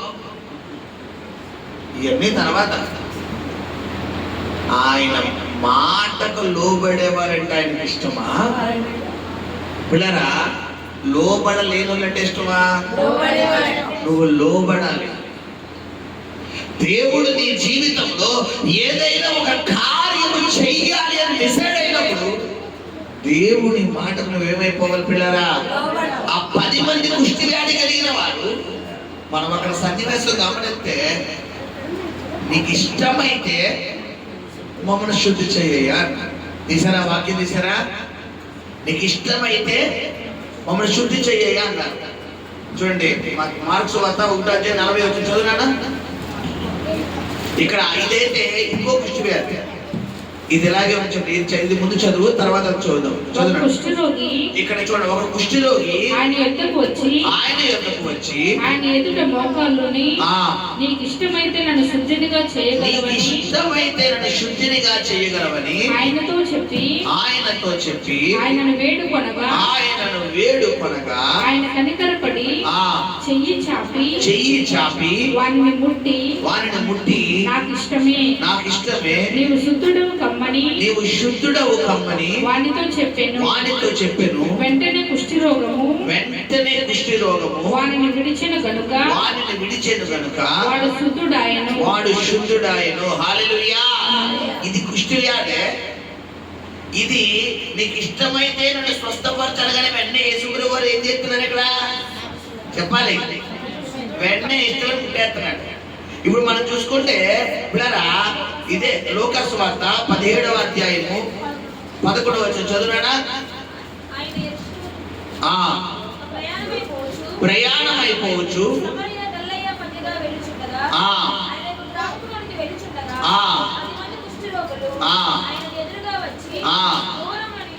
దూరమున నిలిచి యేసు ప్రభువా మమ్మను కరుణించమని కేకలు వేసిరి. ఆయన వారిని చూచి మీరు వెళ్ళి మిమ్మల్ని యాజకులకు కనపరచుకొనుడని వారితో చెప్పాను. ఇప్పుడు చెప్పండి, అసలు వాళ్ళు అడిగిన దానికి యేసు ప్రభు వారి సమాధానానికి సంబంధం ఉందా? చెప్పాలి, ఉందామా? మీరు నా దగ్గరికి జ్వరం అని చెప్తే మీరు పిల్లరా ఇంటికి వెళ్ళి బిర్యానీ తినంటారు. ఏంటి మాస్టర్ గారు, జ్వరం అని చెప్తే ఇడ్లీ తినదు కానీ బిర్యానీ తినమంటే తినేయాలంటే మాస్టర్ గారు ఎందుకు చెప్పారో తెలియదు, తినేయాలంటే. ఇప్పుడు జ్వరం వచ్చినట్టు తింటాడే బిర్యానీ, రానట్టు తింటాడా? ఇప్పుడు సేవకు నోట్లోంచి వచ్చిందంటే అంటే నయమాను ఎలీషా దగ్గరికి ఎందుకు వచ్చాడు? సేమ్ ఇదే కుష్టి వ్యాధి గురించి వచ్చాడు. ఏం చెప్తున్నాడు ఎలీషా? యోర్దానులో 7 సార్లు స్నానం చేస్తాడు. ఇప్పుడు మా అయ్యగారికి ఏమొచ్చేసింది? మనిషికి వచ్చినంత కోపం వచ్చేసింది. మామూలు కోపం కాదు, మామూలు కోపం కాదు. ఏంటి, మా ఊర్లో కృష్ణా నది లేదా, గంగా నది లేదా, యమునా నది లేదా, కావేరి నది లేదా, బ్రహ్మ నది లేదా, ఇంకో నది లేదా, ఈ నది లేదా, ఆ నది లేదా, ఇక్కడైనా గోదావరి నదేనా ఉంది? ఇదే పాస్టర్ గారండి, ఎవరో సారలేరు పాస్టర్ గారు. ఏదో రాజమండ్రి వచ్చావు, పాస్టర్ గారిలో దేవుడు కృప ఉంది, స్వస్థత వరం ఉంది, ప్రార్థన చేస్తే తగ్గుతుందని చెప్పి వచ్చావు. అంతేగాని వెళ్ళి గోదాట్లో 7 సార్లు తాను చేయమన్నారు. ఏ పాస్టర్ గారు ఇదేంటి పాస్టర్ గారు తిట్టుకుంటా పోయామనుకో తగ్గుతుందా? ఇప్పుడు నయమని కూడా ఏం చేస్తాడంట, అలా తిట్లు చేస్తున్నాడంట. పక్కన ఒకడు ఉన్నాడు మంచోడు, అన్నాడు, అయ్యా ఎలాగో మనం ఇంత దూరం వచ్చాం, స్నానం చేసి వెళ్ళాలి అంటే ఇలా చెప్పలేదు, మామూలు చెప్తాను. ఎలాగో అదేదో అక్కడికి వెళ్ళి స్నానం చేసి మీతో పాటు మేము చేస్తాం. స్నానం చేసి 7 సార్లు నీ రోగం ఒకవేళ ఆ పాస్టర్ గారు చెప్పినట్టుగా 7వసారి వృద్ధి నీకు తగ్గిందా? వచ్చే సాక్షి చెప్తున్నా, తగ్గలేదా? ఎలాగో స్నానం చేయలేదు కాబట్టి స్నానం చేసిన సాటిస్ఫై వెళ్ళిపోవచ్చు అనగానే మృదువైన మాట క్రోధం ఏం చేస్తుందంట? చాలా మంది కుటుంబాల్లో భర్తలు ఫైర్ అయిపోతున్నప్పుడు భార్యలు ఏం చేస్తారు? పెట్రోల్ వేసేస్తారు. పెట్రోల్ అంటే ఏంటి? భర్త ఫైర్ అయిపోతున్న భార్య ఏమైపోవాలి? సైలెంట్ అయిపోవాలి. సైలెంట్ అవ్వకుండా మాటకు మాట మాటకు మాట మాటకు మాట, నువ్వు 1 అంటే నేను 10 అంటాను, నువ్వు 10 అంటే నేను 100 అంటాను, నువ్వు 100 అంటే నేను తప్పుతున్నానా, నేను 500 అంటాను. నువ్వెంత ఎక్కడి నుంచి ఎక్కడికి వచ్చారు మ్యాటర్. పెట్రోల్ వేసారు. కొంతమంది ఏం చేస్తారంటే పిల్లరా కూలింగ్ వాటర్ వేస్తారు. ఆ కూలింగ్ వాటర్లో సమస్య ఏంటో తెలుసా? కూలింగ్ వాటర్ అంటే ఏంటి తెలుసా? తిండి చేస్తారు. మంచిలోనా వదిలే పోయి తాగు, సర్లే తర్వాత తిరిగి ఇంత ముందు అన్నం తిండి కదా. అయ్యో అయ్యో అయ్యో పోయి పోయి పోయి పోయి అరిచేసిన వ్యక్తి, దీనికి ఏం తక్కువలేదు. సర్లే తిరిగా కదా తింటా. ఏమవుతుంది? ఇది ఏ వాటరు? మామూలు కూలింగా నీకు కూలింగా? ఇది ఇలా ఉండాలి సంసారం. నువ్వేంటంటే నువ్వేంత జుట్టు పెట్టుకున్నారనుకో ఇల్లు పీకిపోతారు. ఇప్పుడు నయమాన్ గారు ఫైర్ అయిపోతున్నాడు. పక్కనున్న ఆ దాసుడు ఎలాంటి వాడు? కూలింగ్ వాటర్ వేసారు అక్కడ. పిల్లరా అయ్యా, మీరేమో సైన్యాధిపత, సిరియా దేశానికి సైన్యాధిపత, మీరంతే ఆ పాస్టర్ రారా? మీరంటే ఏంటో అయ్యా ఒక్కసారి చూపించండి. ఆ షెడ్ లేకపోయినా పాస్టర్ గారు లేకపోయినా అన్నాడు. ఇప్పుడు ఎలీషా ప్రార్థన చేసి నేను దేవుని సేవకుడిని అయితే అనగానే ఎంతమంది లేచిపోయారు? ఈ 151 మంది చొప్పున 153 మంది సిరియన్లు సిరియా దేశం సిరియన్లు షోమ్రోడు పట్టణం మీద దాడి చేస్తుంటే సిరియన్లు చేసిన కుట్రలన్నీ మరి షోమ్రోడు పరిపాలిస్తున్న రాజు తెలిసిపోతున్నాయని ఎలీషా ప్రాంతంలో ఉన్నప్పుడు దేవుడు ఎలీషాకి చెప్తా, ఆ చెప్పినవన్నీ షోమ్రోన్లో ఉన్న ప్రజలకు చెప్పేస్తే ఆ రాజుకు చెప్పేస్తే రాజుగారు జాగ్రత్త పడిపోతుంటే సిరియా రాజు వ్యక్తి ఏమనుకుంటున్నాడు? పిల్లరా మనలో ఎవడో గూఢచారు ఉన్నాడు. ఆ గూఢచారు ఏం చేస్తున్నాడు? ఆ రాజు గారికి తాలూకులు చెప్పేస్తున్నాడని పిల్లరా అభిప్రాయపడాడు. అప్పుడు అందులో ఒక వ్యక్తి ఉన్నాడు. ఆ వ్యక్తి అయ్యా మనలో మన వాళ్ళలో గూఢచారు ఎవడో లేడు కానీ మనలోని ఆ ఊర్లో ఒక ప్రవక్త ఉన్నాడు. అతడితో దేవుడు మాట్లాడతాడు. అతని ప్రార్థనా గదిలోకి వెళ్ళి కూర్చుంటే ఇక్కడ ఏం జరుగుతుందో మొత్తం సినిమా ఎవరు చూపిస్తారో ఆ దేవుడు అలా చూపిస్తాడు. అది జరిగిందంట. అవునా? అయితే ముందు ఎవరు లేపండి? ఆ ఎలీషా లేపుకొచ్చాడు. ఇప్పుడు ఎలీషా చుట్టూ ఇప్పుడు రథాలు వేసుకుని గుర్రాలు వేసుకుని కత్తులు కటాలు వేసుకుని లేపేద్దాం అనగానే బయట ఎవరు కూర్చున్నారు? గెహాజీ ఉన్నాడు. లోపల ఎవరున్నారు? ఎలీషా గారు పాస్టర్ గారు ప్రార్థనలో కూర్చుంటారు. ప్రార్థనలో కూర్చుంటే గెహాజీ గారు వచ్చి తలుపు కొట్టేసి గురుగారు ఏంటి నాన్న అంటే, గురువుగారు మీరు మన రాజు గారికి ఆ సిరియన్లు చెప్తున్నవన్నీ మీరు చెప్పేశారు కదా, అందుకని కూడా రాజుగారు ప్రజల సంగతి కాదు ముందు ఎవరి సంగతి చూసుకుందామని మీ సంగతి చూద్దామని మొత్తం రౌండ్ వేస్తారండి. ఇప్పుడు మనం ఎటు తప్పిపోవడానికి లేదండి, తప్పించుకోవడానికి లేదండి. వచ్చి ఆయనకు ఒక క్షమాపణ చెప్పేయండి గురువు గారు అని కాలమేరానికి వెళ్ళమని తిరిగి వాడైనా గెహాజీ ఐడియా ఎత్తుంటే ఎలీషా వచ్చి అంటున్నాడు, ప్రభువా ఆ సంగతి తర్వాత చూసుకుందాం కానీ ముందు నా చుట్టూ నువ్వు ఏవై ఉన్నావో నీ మహిమ నా చుట్టూ ఎలా ఉందో ఒక్కసారి ఈ అవిశ్వాసైన వ్యక్తి ఈడికి చూపించిన ఆయన ప్రార్థన చేయగానే దేవుడు ఈ వ్యక్తి కళ్ళు తెరిచేటంట.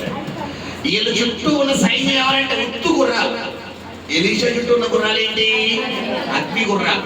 వీళ్ళ చుట్టూ ఉన్న సైన్యం పిల్లరా ఉత్తు రథాలు. ఎలీషా చుట్టూ ఉన్న రథాలు ఏంటి? అగ్ని రథాలు. వీళ్ళ చుట్టూ ఉన్నవారు ఉత్తు మామూలు మనుషులు. ఎలీషా చుట్టూ ఎవరున్నారు? ఖడ్గం ధరించిన పరలోక సైన్యం సరి ఉంది. ఇప్పుడు చెప్పండి, సేవకుడు చుట్టూ ఎవరుంటారో? పరలోకం ఉంటారు. పైకి ఎలా కనబడతారంటే సేవకుడు ఒకటిగానే కనబడతాడు. ఒక్కసారి కళ్ళు మూసి హోలీ స్పిరిట్ అనగానే దుకాణం బంద్ అయిపోతుంది ఎదుటోడికి. ఇప్పుడు గమనించండి, అలాగా ఎలీషా ప్రార్థన చేయగా ఎలీషాను పట్టుకుందామని దాదాపు 3 సార్లు సైనికులు వచ్చి, పిల్లరా నేనే దేవుని సేవకుడినైతే వారి మీదకి అగ్ని వచ్చిన కాకనగానే అగ్ని దిగిపోతారు, వాళ్ళు కాలిపోయారు. వీళ్ళు ఇంకా రాలేదు ఏంటని చెప్పి ఈసారి రాజుగారు మళ్ళీ ఎంతమంది పంపించాడు? ఇంకో 50 మందిని వారికి అధిపతి అయిన ఒక సైన్యాధిపతిని 51 మందిని. మళ్ళా నేను దేవుడి సేవకుడిని అయితే వారి మీదకి అగ్ని దిగులు కాకనగానే రెండోసారి దాదాపు 153 మందిని ఎలీషా ప్రార్థన చేయగా స్పాట్ లో అగ్గితో బూడిదైపోయారు. ఈసారి సైనికుడు వచ్చి ఏం చేశాడంటే ఎలీషా గారికి బెదిరించలేదు. ఏ పేరానికి వచ్చాడు? అయ్యా నువ్వు గొప్పోడు అయ్యా బాబు, నువ్వు మామూలుడు కాదు, నువ్వు సిటికి అంతేనా అగ్ని దిగిపోతావు. మా ఊడేమో అక్కడి నుంచి ఏమిస్తున్నాడు, వెళ్ళి వేసుకొచ్చాడు అన్నాడు. వేసుకొచ్చాడు నువ్వు మామూలుడు కాదు కదా, టిప్పర్లాలి అంటాడు. మరి నువ్వు పైకి మాత్రం పర్సనాలిటీ అలా కనబడుతుంది కానీ నీ దగ్గర మామూలు పవర్ లేదయ్యా. కాబట్టి నా యందు దయించి ఒక్కసారి రావయ్యా అంటే అయితే ఇది కావాలి మనకి అని తగ్గించుకుని, అప్పుడు పిల్లరా వాళ్ళకి గుడ్డి నేత్రం వచ్చినట్టు ప్రార్థన చేయగా వారిని తీసుకెళ్లి ఎవరి ముందు పెడుతున్నాడంటే పిల్లరా ఆ రాజు ముందు పెడుతున్నాడట. రాజు వీళ్ళందరినీ చూసి చంపేద్దాం కదా అనుకుంటే అప్పుడు ఏమంటాడు? పిల్లరా వీళ్ళు చంపొద్దు, వీళ్ళు పశ్చాత్తాపడ్డారు. అయితే ఒక మాట చెప్తున్నా, వీళ్ళకి కడుపు నిండి పెట్టు, శుభ్రంగా మన రాష్ట్రం మన దేశం మర్యాద చెప్పున వీళ్ళు శుభ్రంగా చికెన్లు మటన్లు ఫిష్లు పీతలు రొయ్యలు శుభ్రంగా వేసి శుభ్రంగా కడుపుని అన్నం పెట్టి పంపించు. వాళ్ళు వెళ్ళి అయ్యా మన ముందు అందరూ సినిమా కాలిపోయింది, మేము కూడా కాలిపోవచ్చు, మా కడుపు నిండా అన్నం పెట్టి పంపించారు అంటే అప్పటి నుండట సిరియన్లు ఈ యొక్క షోమ్రోడ్ పట్టణం మీదకి రావడం మానేశారు. హల్లెలూయా. ఇక్కడ గమనించండి, ఇంత పవర్ఫుల్ సేవకుడు నయమాను విషయానికి వచ్చేసరికి ఏం చెప్తున్నాడంటే నువ్వు వెళ్ళి 7 సార్లు ములుగంట. ఇప్పుడు ఈ నయమాను గారికి పౌరుషం వచ్చేసి ఇందాక వెళ్ళి వేసేటన్నట్టుగా వేసేయమంటే నయమాను కూడా ఏమైపోతున్నారు, వాడి వసిపోక అయిపోయింది. కానీ పక్కన్న వ్యక్తి అలాంటి వాడు సాత్వికం కలిగిన వ్యక్తి ఏమంటాడంటే పిల్లరా అయ్యా ఎలాగో ఇంత దూరం వచ్చాం కదా, ఒక్కసారి ఆ ప్రాంతానికి వెళ్ళి యోర్దాను నదిలో ఎందుకు దానం చేయకూడదు? ఎందుకు ఆ సేవకుడు అతని ప్రవక్త కదా, అతను ఏదైనా చెబితే జరుగుతుంది కదా, ఎందుకు మనం చేయకూడదు? ఆ బలహీనత విడిచిపెట్టమన్నాడు, ఆ మాట విధానం విడిచిపెట్టమన్నాడు, ఆ అతిక్రమం విడిచిపెట్టమన్నాడు, ఆ కోపాన్ని విడిచిపెట్టమన్నాడు, ఆ చెడు మార్గాన్ని విడిచిపెట్టమన్నాడు, ఆ లోకానుసారమైన జీవితం విడిచిపెట్టమన్నాడు. విడిచిపెట్టమని చెబుతున్నాడు కదా, ఎందుకు మనం విడిచిపెట్టకూడదు? ఎందుకు తిరుగుబాటు చేయాలి? ఎందుకు లోబడకుండా మనం ఉండాలి? ఒకసారి విడిచిపెట్టి చూస్తే ఆశీర్వాదం మనం కూడా చూస్తాం కదా అని పక్కన వ్యక్తి ఏం చేశాడు? సలహా ఇచ్చాడు. నేను అంటాను, ఎలీషా చెప్పింది ఒక వద్దు, ఈ పక్కన సువార్త చేసిన వ్యక్తి ఇద్దరిలో ఎవరికి పవర్ఫుల్ గా ఉంది? పక్కన ఉన్నవాడిదే. ఎలీషా ఒక మాట చెప్పాడు, వెళ్ళి యోర్దానులో 7 సార్లు పులిగండి. ఎలీషా వచ్చి ఏమన్నా బాబా నేను చెప్తాను కదా, ఇల్లు ఎలాగయ్యా, ఇల్లు నీకు స్వస్థత రాకపోతే నన్ను వచ్చాడు. ఇలాగైనా డైలాగ్ వేసాడా? వెళ్ళి 7 సార్లు ములమండి అంతే. ఇప్పుడు నయమాను ఎక్స్పెక్టేషన్స్ ఎలా ఉన్నాయి? నేను ఆ ప్రాంతానికి వెళ్ళగానే నాకు కాఫీ ఇస్తాడు, నన్ను ఇంట్లో కూర్చోబెట్టుకుంటాడు, నాకు కుర్చీ ఆడతాడు, నాకు టిఫిన్ ఆడతాడు, భోజనం సిద్ధపరుస్తాడు, నన్ను జైజీలు గుర్తిస్తాడు, నాకు ఎక్కడైతే రోగం ఉందో ఆ రోగం మీద చెయ్యి ఆడిస్తాడు, అప్పుడు నేను స్వస్థత పొందుకుంటాను. ఎక్స్పెక్టేషన్స్ ఉన్నాయి. ఇతను అనుకున్న దాంట్లో ఒకటి జరిగిందా? నువ్వు అనుకున్నట్టుగా కొన్ని సమయంలో దేవుడి మధ్యలో జరగవు, కానీ కార్యం జరిగిపోతుంది. ఇప్పుడు నువ్వు అనుకున్నట్టుగా జరగడం కరెక్టా? దేవుడు కార్యం జరగడం కావాలా? మరి దేవుడు కార్యం జరగాలన్నప్పుడు నీ ఆలోచన విధానం మారాలి. ఇక్కడ గమనించండి, నీ ఆలోచన యాచించుడు మారాలి, నీ ఆలోచించే విధానం మారాలి. కొంతమందికి ఏదో బలహీన దొరికితే ఇలా చెయ్యేసి ప్రార్థన చేసి అంటే వీళ్ళ ఆలోచన ఏంటంటే పాస్టర్ గారు ఏసునామములో గద్దించాలి, గట్టిగా అరవాలి, అప్పుడు ఈ వ్యాధి ఏమవుతుంది? ఒకవేళ ప్రభావం ఏసునామములో అన్నాడు. అసలు చెయ్యెట్టారంతే, చెయ్యెట్టుకో అన్నారు. అందుకే నాకు ఏం పోలేదు. వీళ్ళ విశ్వాసం ఏంటి? నేను ఇక్కడ అరిస్తే 10 కిలోమీటర్లు పక్కనే అనమాట. ఓ అని గట్టిగా అరిసే నాకు. మాస్టర్ గారికి గద్దించేసారు. రోగం పోయింది. యేసు నక్తమే నాకు స్వస్థత వచ్చేసింది. ఇప్పుడు నేను కేడబడుతున్నాను. ఏంటంటే ఇలా ప్రయత్నం చేశాడు అంటే మనం తేడాయా, మాస్టర్ గారు తేడాయా? చెప్పాలి, మనమే తేడా. ఆలోచన, నీ యాటిట్యూడ్. దేవుడి సేవకుడు నోట్లోంచి, దేవుడి నోట్లోంచి ఒక మాట వచ్చింది అంటే అది అద్భుతం జరిగిపోతుంది. హల్లెలూయా, హల్లెలూయా. నీవు ఆ మాట క్యాచ్ చేయాలి. ఈ 10 మంది కుష్ఠవ్యాధి కలిగిన వ్యక్తులు అదే క్యాచ్ చేస్తారు. ఏంటి? మీరు వెళ్ళి యాజకుడికి కనపరుచుకోండి. ఇక్కడ దేవుడు మందిరానికి వచ్చిన తర్వాత దేవుడి సేవకుని పరిశుద్ధాత్మ దేవుడు నిలబెట్టుకుని ఏ వాక్యం అయితే ఇస్తున్నాడు ఆ వాక్యాన్ని హృదయంలో పెట్టుకుని వేడికి వెళ్ళిపోవాలి, ఇంటికి వెళ్ళిపోవాలి. అంతే. ఎత్తిపెట్టి ఆ వారంలో ప్రార్థన చేయాలి. ప్రభా నీ దాసుల ద్వారా నువ్వు మాట ఇచ్చావు, నువ్వు చేస్తున్నావు. అంతే. ఈ నెలలో 5 వాగ్దానాలు ఏవేంటి? నిబ్బరం కలిగి ధైర్యంగా ఉండు, భయపడొద్దు, దిగులు పడకు, నీకు నేను తోడుగా రాబోతున్నాను, నిన్ను విడువను, ఎడబాయను. ఈ 5 వాగ్దానాలు మరి దేవుడి సమ్ముఖం నుండి, దేవుడి సేవ నుండి దేవుడు నింపి తీసుకొచ్చి మీకు ఇచ్చాడు. కాబట్టి ఈ నెల అంతా మీరు ఏం చేయాలండి? తినాలి. లేదంటే ఇక్కడ గుమ్మం దాటాక ఏం చెప్పారంటే ఏదో అన్నారు, నిబ్బరం, అబ్బరం, ఉబ్బరం. కొంతమంది చెప్పిన మర్చిపోతారు. ఏదో అన్నారండి, ఏదో బరం బరం బరం బరం, ఏదో పెద్దాపురం, సాముల కూడా. ఏంటయ్యా బాబు నీ బాధ? అబ్బరం ఉబ్బరం. కొంతమంది ప్రారంభం మర్చిపోయి ఏం చెప్తారు పిల్లరా? ముగింపు చెప్తారు. దేవుని వాక్కుని హృదయంలోకి వెళ్ళిపోవాలి. నీ హృదయం అనే పలక మీద ఏం చేయాలి? నువ్వు రాసుకోవాలి. హల్లెలూయా.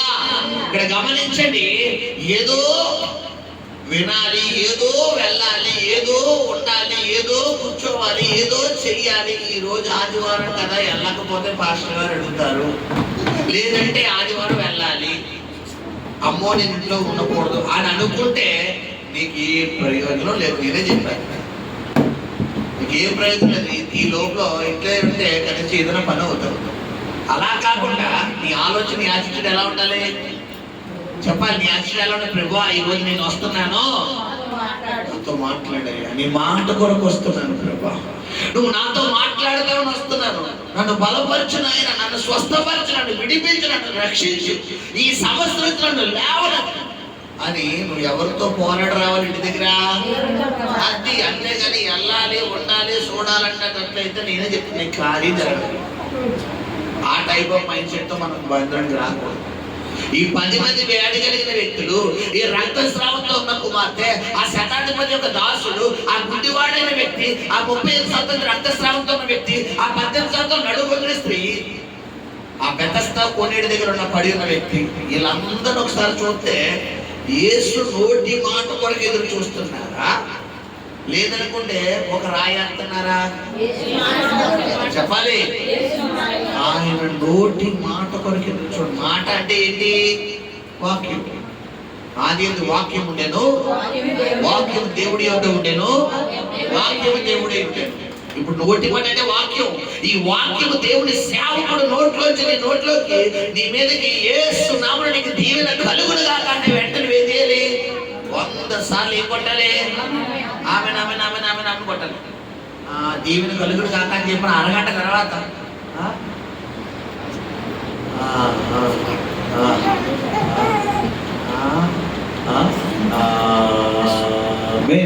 అన్నామనుకో, ఈ లోపల నీ నుండి 10 కిలోమీటర్లు వెనక్కి వెళ్ళిపోతుంది. కొంతమంది మనిషి అయితే ఎక్కడ ఉంటారు, మనసు ఎక్కడ ఉంటుంది? మొత్తం ఎక్కించి ఆఫ్రికాకి వెళ్ళిపోతుంది, మొత్తం భూసంచారం చేస్తుంది. కొంతమంది చేపలా నిద్రపోతారు తల్లి. ఇది అలవాటు. కొంతమంది తిరుగుతారు అనమాట, కళ్ళు మొత్తం ఎక్కడ పాస్టర్ గారు అంటారేమో అని. మా గీతకి అలవాటు ఉంది. ఒకసారి నేను అబ్జర్వ్ చేశాను. పడుకుందా లేదని ఇలా చూస్తే కళ్ళు నప్పేయట్లేదు. అంటే కొంతమంది ఏంటంటే తెలీదు. ఇక్కడ గమనించండి ప్రేరా, నువ్వు దేవుడు మందిరానికి వచ్చినప్పుడు దేవుని సేవకు నుండి ఏ మాట అయితే వస్తుందో ఆ మాట వెంటనే నువ్వు ఏం చేయాలి? రిసీవ్ చేసుకోవాలి. ఈ 10 మంది కుష్టి వ్యాధి కలిగిన వారు మీరు వెళ్ళి యాజకుడికి కనబరుచుకున్నాడంటే తక్షణం వెళ్ళిపోయారు. మార్గం మధ్యలోనే వారు ఎలాంటి స్వస్థత పొందుకున్నారు? ఆ మాట చదువుకున్నారా? వారు వెళ్ళిచుండగా శుద్ధులైరి వారిలో ఒకడు తనకు స్వస్థత కలుగుట చూచి గొప్ప శబ్దంతో దేవుని మహిమపరచుచు తిరిగి వచ్చి 10 మంది పాస్టర్ గారి దగ్గరికి వెళ్ళాక స్వస్థత వచ్చిందా, వెళ్ళక ముందు వచ్చిందా? చెప్పాలి. అంటే దీన్ని బట్టి లోబడ్డంలో ఉందా ఆశీర్వాదం, తిరగబడ్డంలో ఉందా? లోబడాలి. ఇక్కడ దేవుడి సేవకుడు వాక్యం ద్వారా నీతో ఏదైతే మాట్లాడుతున్నావు లోబడిపోవాలి. విడిచిపెట్టంటే ఏం చేయాలి? ఆదికాండం 12 అబ్రహాం దేవుడు, అబ్రహామా నువ్వు లేచి నీ దేశం నుండి, నీ తండ్రి ఇంటి నుండి, నీ బంధువుల నుండి విడిచిపెట్టి, అంతే. ఈ రాత్రి అబ్రహాం నాకు తెలిసి దేవుడు రాత్రి మాట్లాడితే అప్పటికప్పుడు రాత్రి అబ్రహాం ఏం చేస్తున్నాడు చెప్పాలి. వెంటనే ఫోన్ పెట్టేసిన వెంటనే పిల్లరా షూట్ చేసి తీసి టక్క సారా బట్టలు వేసుకోవచ్చు. ఎడగండి మనం ఈ దేశం దేశాన్ని విడిచిపెట్టి వేరే ప్రాంతానికి వెళ్ళాలి అంటే సరేనండి. కొంతమంది భార్యలు ఏమంటారు? నువ్వు వెళ్తే వెళ్ళు, నువ్వు వెళ్తే వెళ్ళు, నేను రాను. ఇప్పుడు అబ్రహాం గారి భార్య భగవంతుడు ఇచ్చిన ప్రసాదం. కొంతమందికి భార్యలు మేకులు, కొంతమందికి కేకులు.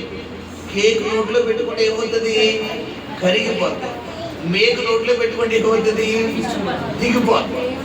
కొంతమంది నీ ఇష్టం నీది, నా ఇష్టం నాది, నేను ఇలాగే ఉంటాను, నాకు ఇదే ఇష్టం, నా మంటాన్ని ఇంతే, నచ్చితే ఉండు, లేకపోతే మమ్మల్ని ఎక్కడికి అడగెళ్ళిపోతాను, పుట్టింటికి వెళ్ళిపోతాను. రేపు ఆగస్టు 15వ తారీఖు నుంచి చంద్రబాబు నాయుడు గారు మంచి పథకం ప్రవేశపెట్టారు. ఏంటి? ఉచిత బస్సు ఎవరికమ్మా? ఇప్పుడు దాకా వెళ్ళాలంటే భర్త గారి ఖర్చుల కోసం డబ్బులు ఇవ్వాలి.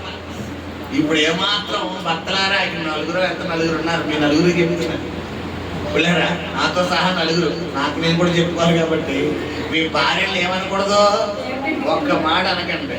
ఏమన్నా అంటే ఉచిత బస్సు ఎక్కడికి వెళ్ళి చెయ్యూపిరా ఏం చేస్తారంట, ఆంధ్రాలో ఎక్కడికైనా వెళ్ళిపోవచ్చంట. ఇన్ని రోజులు నేను దానికి డబ్బులు ఇవ్వగా ఎలా వెళ్తారో చూస్తాను అనుకోవచ్చు. ఇప్పుడు ఆ ఛాన్స్ లేదు. గమనించండి, జస్ట్ ఫర్ జోక్. వీళ్ళ రోడ్డు మీద నిలబడి బస్సు మీద చెయ్యూపితే అది డూప్లెక్స్ బస్సు అని ఏం చేయాలి గవర్నమెంట్ది? ఆపేది. ఉచిత బస్సు ఆధార్ కార్డు చూపిస్తే చాలంట, ఫ్రీ, ఎక్కడి నుంచి ఎక్కడికైనా వెళ్ళిపోతాం. కాబట్టి ఎలా ఉండాలి భర్తలుగా? మనం చాలా జాగ్రత్తగా ఉండాలి. హల్లెలూయా. సరే గమనించండి, అబ్రహాం గారు ఆదికాండంలో 12 దేవుడు చెప్తున్నా, అబ్రహామా నీవు లేచి తండ్రి ఇంటి నుండి, దేశం నుండి, బంధువులందరూ ఏం చేయమన్నాడు? విడిచిపెట్టి వెళ్ళక విత్ ఇన్ సెకండ్ దేవుడు అబ్రహాం అంత ఆశీర్వదించడం గల కారణం ఏంటంటే ఇదే. గతంలో మీకు రిఫరెన్స్ కూడా చూపించేస్తున్నారు. కుమారుడు గురించి దేవుడు రాత్రి మాట్లాడుతున్నాడా, ఉదయం మాట్లాడుతున్నాడా, మధ్యాహ్నం మాట్లాడుతున్నాడా? రాత్రి మాట్లాడుతున్న అబ్రహాం నుండి ఎప్పుడు తీసుకున్నాడు? తెల్లవారగానే తన కుమారుడిని తీసుకుని ఆ గాడిదలకు పిల్లరా మరి ఆ యొక్క చిచ్చు లెక్క కట్టెలు అవి కట్టి పనివారిని తీసుకుని అడిగిపోతున్నాడు. డైరెక్ట్ గా మోరియా పర్వతం వెళ్ళిపోతున్నాడు. అబ్రహాం గారిని మనం ముందు పెట్టుకుంటే అబ్రహాం గారు మనం అడగాలి, అబ్రహాం గారు మీరు అంత ఆశీర్వాదం ఎలా పొందుకున్నారండి? అసలు అంత దిగులు మీరు ఎలా పొందుకున్నారు? అసలు విశ్వాసం మీరు తండ్రి ఎలా అయ్యారు అబ్రహాం గారు? కొద్దిగా మాకు చెప్పండి, మేము కూడా ఆ మాటలు అడుగుతామంటే అబ్రహాం గారు చెప్పిన మాట ఏంటో తెలుసా? నా పిల్లలారా, నిన్ను దేవుడు ఏం చెబితే అది స్పాట్ లో నేను చేస్తాను పిల్లలారా అంటాడు. ఎందుకంటే అబ్రహాం నుంచి దేవుడు వాక్యం ఏంటంటే నిరీక్షణకు ఆధారం లేని టైంలో అబ్రహాం ఎవరిని నమ్మాడట? అది అసలు అవకాశమే లేదు పిల్లలు పుట్టడానికి. దేవుడు చెప్పాడు, మరుసటి ఏట నీ కౌగిట నీ భార్య కౌగిట కుమారుడు పోతున్నాడు అన్నాడు.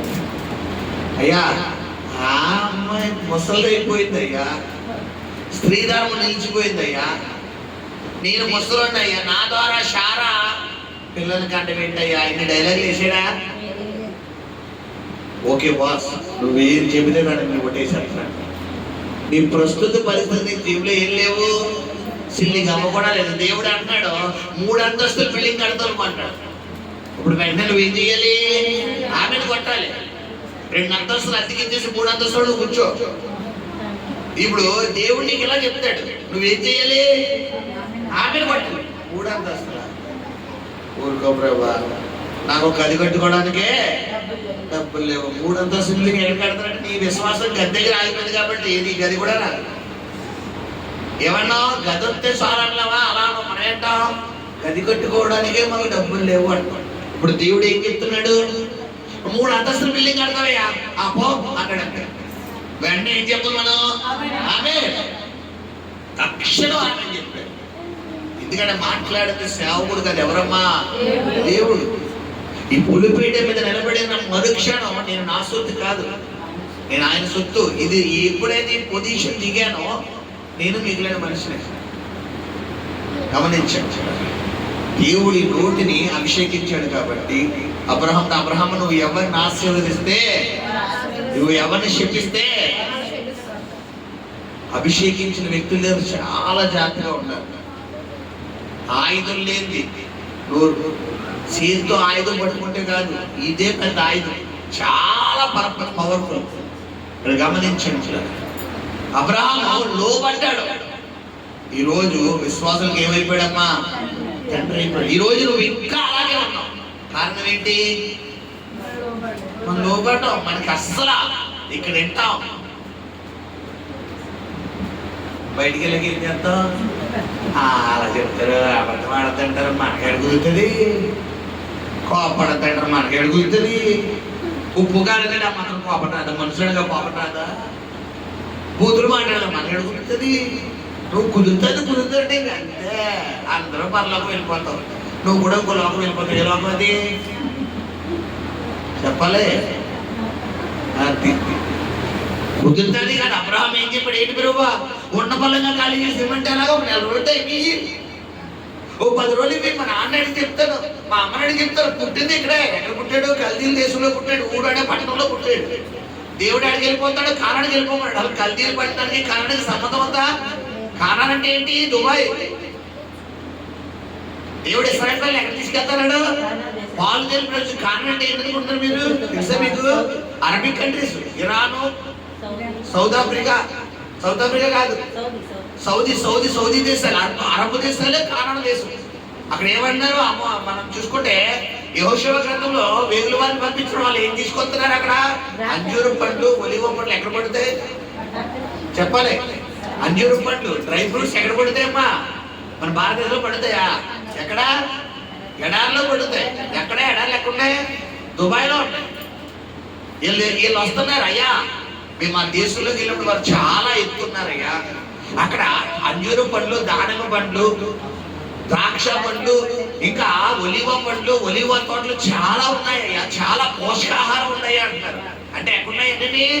సౌదీ అరేబియా దేశంలో. ఇప్పుడు దేవుడు ఆయనేమో బబులోను దేశంలో ఉన్నారు. దేవుడు ఏం ఎక్కేమంటాడు? ఫ్లైట్ ఎక్కేసి దుబాయ్ వెళ్ళిపోమన్నాడు. వెళ్తారా చెప్పండి అమ్మా? ఈ రాత్రికి దేవుడు దుబాయ్ పంపిస్తారు, ఎంతమంది వెళ్తారు? అదిగో మా అక్కడ శాంత వెళ్ళండి. అందుకే చెప్తున్నాం కదా, లోబడాలి. ఇదేంటి బ్రవ్వా, దుబాయ్లో నాకు ఏమీ రాదు, నాకు ఆ భాష రాదు, నాకు తెలిసిన వాళ్ళు ఎవరు లేరు, అక్కడ టీ ఉండదు, అక్కడ కూరగాయలు ఉండవు, అక్కడ రైస్ ఉండదు, రొట్లే. నువ్వు ఈ ఫ్యూచర్ ఆలోచించుకుంటే మనం ఇంకెలా ఉంటాం? అంతే. ఇంకా ఆ 10 రూపాయలు, 20 రూపాయలు, 100 రూపాయలు, 50 రూపాయలు, ఇదే మన బతుకు. అలా కాకుండా దేవుడు మాటకు లోబడితే చెప్పాలి, రాత్రికి రాత్రి ఆయన కోటీశ్వరుని దేవుడు చేశాడు. హల్లెలూయా. 12 అధ్యాయంలో అబ్రహాం లోబడిపోయాడు. 13 అధ్యాయం 2వ వచనం అబ్రహాం ఎలా అయిపోయాడు? అబ్రహాము వెండి బంగారం కలిగి బహు పశు సంపద కలిగి ఆ దేశంలో గొప్ప ఐశ్వర్యవంతుడిగా మారిపోయాడు. ఏమంటే సౌదీ అరేబియా అంటే అరబ్ కంట్రీలో ఆల్రెడీ అబ్రహాం గారి కంటే ముందు చాలా మంది ఉంటారు. ఒక అధ్యాయం దాటి వచ్చేసరికి 13వ అధ్యాయంలో అబ్రహాము ఎప్పుడు వెళ్ళాడు, ఎప్పుడు పశు సంపద కొన్నాడు, ఎప్పుడు పశువులు వేసాడు, ఎప్పుడు వృద్ధి అయిపోయినాయి, ఎప్పుడు వెండి సంపాదించాడు, ఎప్పుడు బంగారం సంపాదించాడు. How is it possible? ఎవరి వల్ల సాధ్యం? దేవుని వల్ల సమస్తము సాధ్యం. హల్లెలూయా. నువ్వు లోబడితే రాత్రికి రాత్రి దేవుడి నీ జీవితంలో కార్యం చేయబోతాడు. నువ్వు లోబడాలి, నువ్వు విడిచిపెట్టాలి. వదిలేంటే ఏం చేయాలమ్మా? వదిలేయాలి. దేవుడు మాటకంత విలువ ఉంది. మనం లోబడాలి. మనం ఏం చేస్తామంటే లోబడాలి. నువ్వు లోబడలేని రోజులు మన జీవితం ఎక్కడేసిన గొంగలే అక్కడే. నువ్వు సేవకుని అవ్వకముందు విశ్వాసిగా ఉన్నప్పుడు దేవుడు నాతో మాట్లాడాడు, నువ్వు వచ్చే జాబ్ మానే సేవకు వచ్చాక నాకు ఒక్క ఆత్మ కూడా లేదు. వెనకాల సపోర్ట్ చేసే సేవకులు లేరు. సొంత ఇల్లు కాదు. నేను బయటికి వెళ్ళి కష్టపడితే వచ్చిన డబ్బులతో ఏం కట్టుకోవాలంటే ఇంటి కట్టుకోవాలి, నేను తినాలి, పిల్లలకు పెట్టాలి. ఇప్పుడు నేను ఏమైనా బ్యాచులర్ అంటే కాదు. నేను తిని నన్ను నమ్ముకుని 3 ఆత్మలు ఉన్నాయి. నా భార్య, నా కుమార్తె, నా తల్లి. వీళ్ళు ముగ్గురు నా రెక్కల మీద ఆధారపడ్డారు.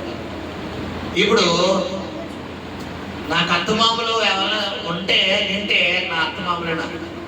వాళ్ళ చూస్తే ఎన్ని రోజులు చూస్తారు? 1 నెల 2 నెలలు. జీవితాంతం చూడగలరా? చూడలేరు. ఇప్పుడు గమనించండి, దేవుడు ఏం చెప్తున్నాడు? సేవకు వచ్చాడు. ఇప్పుడు సేవకు రావాలా, జాబ్ వదిలేయాలా? సేవకు రావాలంటే ఆత్మలు లేరు. సేవ ఏం చేస్తాను? ఆత్మలు లేరు. ఇప్పుడు నాకంటూ చర్చ్ ఉంటే ఒక చోట ఆత్మలు పెడితే అప్పుడు సేవకు రమ్మంటే వస్తారు. ఒక ఆత్మ కూడా లేదు. ఇప్పుడు ఎప్పుడు ఆత్మలు వస్తారు? ఎప్పుడు సేవ చేస్తాను?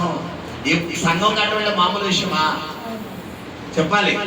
ఆకువీళ్ళలో పిల్లరా నెల 2 నెలలకు ఒకసారి వెళ్తున్నాను. వేమవరం గారు ఆకువీళ్ళు 7 సంవత్సరాలు 9 సంవత్సరాలు అయితే అప్పుడు సంఘం కట్టి ఇప్పటికి 15-20 ఆత్మలు అంతే. 15 ఆత్మలు. అది కూడా రావడం గగనం.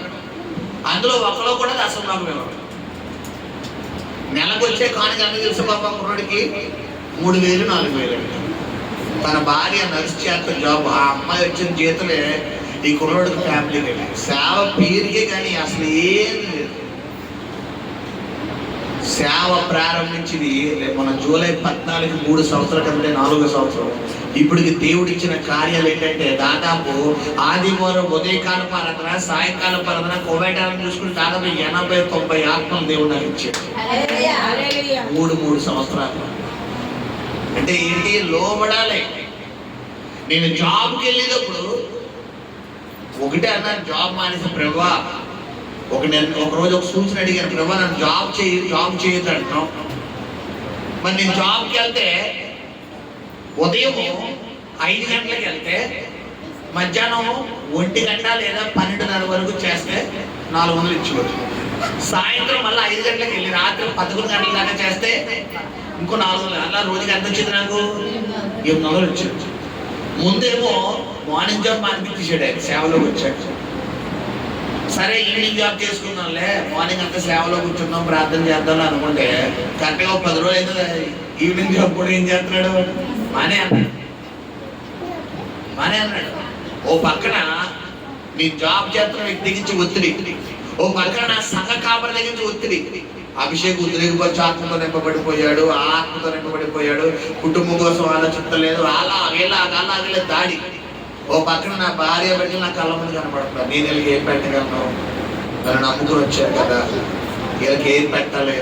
ఓ పక్కన ఇది పొజిషన్. ఇప్పుడు చెప్పండి, వెళ్తామో ముందుకు అలా ఇల్లే ధైర్యం ఉంటుందా? చెప్పాలి. ఇందాక అన్నారు కదా దేవుడి మాటని వస్తుందమ్మా, దిగాలి. పరిస్థితి అనుకూలంగా ఉంటుందా? అస్సలు అనుకూలంగా ఉండదు. దేవుని మాటలు వినేటప్పుడు నీ పరిస్థితి నీకు అనుకూలంగా ఉంటే అస్సలు ఉండదు. White opposite. నేను చెప్పాను కదా, నీ జేబులో రూపాయి ఉండదు, కానీ దేవుడు ఏం చెప్తాడు నీకు? 3 అంతస్తులు బిల్డింగ్ కడతావు. ఆమె చెప్పండి, ఆమె అంతే. నీ ప్రస్తుత పరిస్థితి అదే. దేవుడు చెప్పాడు, సేవకు వచ్చే ఈవినింగ్ జాబ్ కూడా మానేమన్నాడు. నేను ఒకరు అన్నాను, మానేస్తారు కానీ నాకు ఒక సూచన ఇవ్వన్నాడు. మనం దేవుడితో యాకోబులో పోరాడే బ్యాచ్ అనమాట. మానేస్తారు కానీ ఒక సూచన ఇవ్వన్నాడు. ఏంటంటే, నేను ఈవినింగ్ 5 గంటల నుండి రాత్రి 11 గంటలకు జాబ్ చేస్తాను, నాకు 400 వస్తాయి.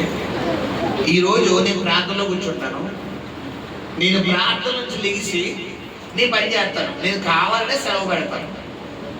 మా బావ దగ్గర క్యాషియర్ చేసేవాడు. మా బావ ఈరోజు రావట్లేదు బాబా అని చెప్పేశారు. ఏ బాబా అంటే చిన్న పని ఉంది బాబా. సరే సెలవు తీసుకో బాబా అన్నాడు. నేను కూడా చెప్పలేదు, సెలవు అన్నాను. సరే సెలవు తీసుకో బాబా అన్నాడు. అనేసిన తర్వాత ప్రాంతంలో కూర్చుంటే ఆయనతో అన్నాడు, డీలింగ్ చేసుకున్నాను అనమాట. ఒక సూచన, నేను జాబ్కి వెళ్ళి ఇంటికి వస్తే 400 తెచ్చుకుంటాను సాయంత్రం.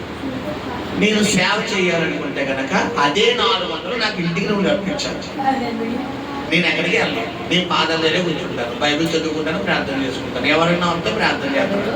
మా అత్తగారు లైఫ్ మెడికల్ చేసేవారు దానాపేటలో. ధనలక్ష్మి అని ఒక అమ్మాయిని, పిల్లరా కళ్యాణి అని ఒక అమ్మాయిని ఈ అన్నపూర్ణపేటలో ఉండదు, సాయిబాబా గుడి దగ్గర ఎక్కడెక్కడ శాంత కళ్యాణి తెలుసమ్మా. ఆ పాపని ఇద్దరే తీసుకొచ్చారు. ఆ కళ్యాణ్ అన్న అమ్మాయి లైఫ్ మెడికల్స్ లో హౌస్ కీపింగ్ చేసేది. పిల్లరా వీళ్ళిద్దరినీ తీసుకొచ్చారు. ధనలక్ష్మి ఒక అమ్మాయి ఏమో ఆ లోపల మా బీచ్ చివరి చేసేవారు తనగారు.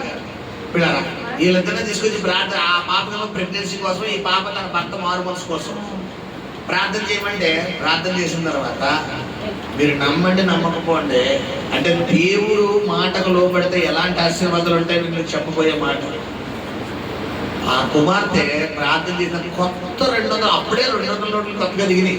కొత్త 200 కాగితం తీసుకొచ్చి చేతిలో కానుక పెట్టి, నాకున్న అలవాటు ఏంటంటే ఫస్ట్ నుంచి అలవాటు చేసుకున్నాను. సేవ ఎవరైనా విశ్వాసం కానుక పెడితే నేను ఎలా తీసుకుంటాను, వెంటనే జేబులో తీసుకున్నాను. నేను చూడను, నాకు అలవాటు లేదు, అలవాటు చేసుకుని నాకు మంచిది కూడా కాదు.